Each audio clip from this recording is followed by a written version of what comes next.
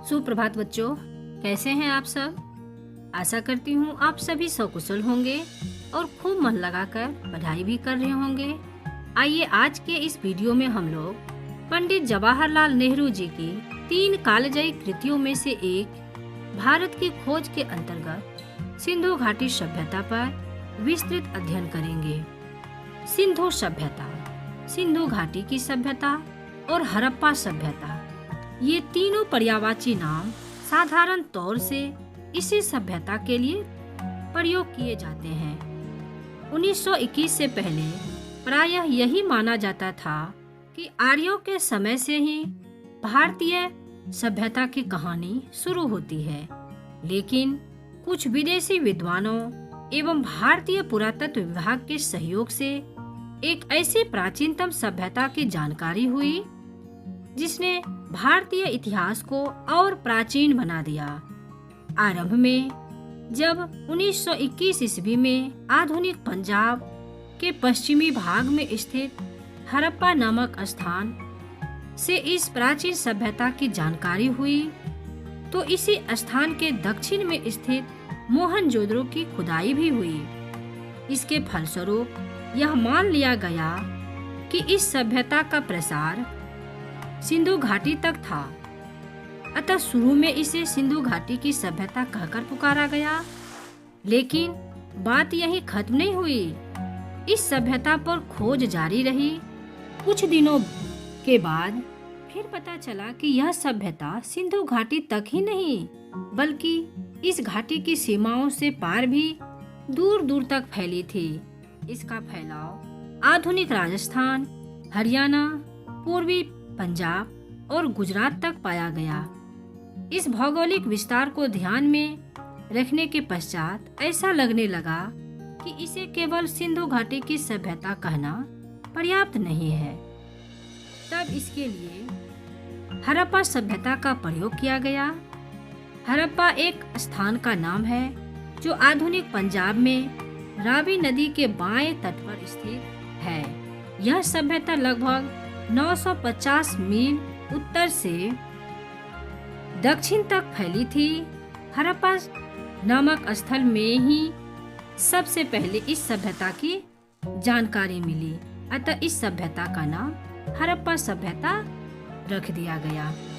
इस सभ्यता में कृषि भी बेहद उन्नत थी।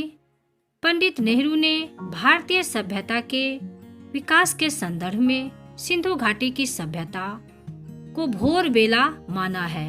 सिंधु घाटी की सभ्यता हमारे प्राचीन गौरव का बखान करती है। आइए बच्चों, सिंधु घाटी सभ्यता पाठ का सार हम लोग देखते हैं।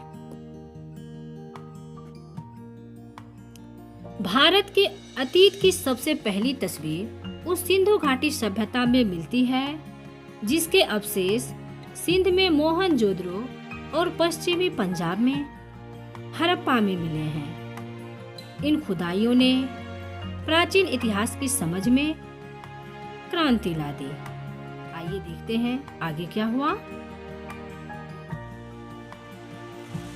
मोहनजोदड़ो और हड़प्पा एक दूसरे से काफी दूरी पर है।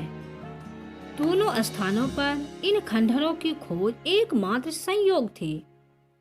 इस बात में संदेह नहीं कि इन दोनों के बीच भी ऐसे ही बहुत से और नगर एवं अवशेष दबे पड़े होंगे जिन्हें प्राचीन मनुष्य ने बसाया होगा। यह सभ्यता विशेष रूप से उत्तर भारत में दूर दूर तक फैली थी। संभव है कि भविष्य में भी इस सुदूर अतीत को उद्घाटित करने का काम हाथ में लिया जाए और महत्वपूर्ण नई खोजें की जाए।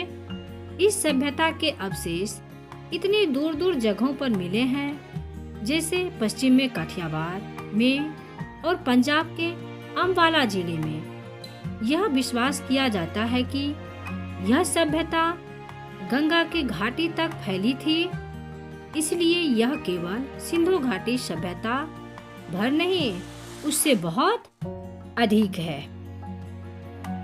बच्चों, मैं आपको ये बताना चाहती हूँ कि अम्बाला अब पंजाब का नहीं हरियाणा का जिला है, क्योंकि 1 नवंबर 1966 को पंजाब 2 भागों में बटा पंजाब व हरियाणा।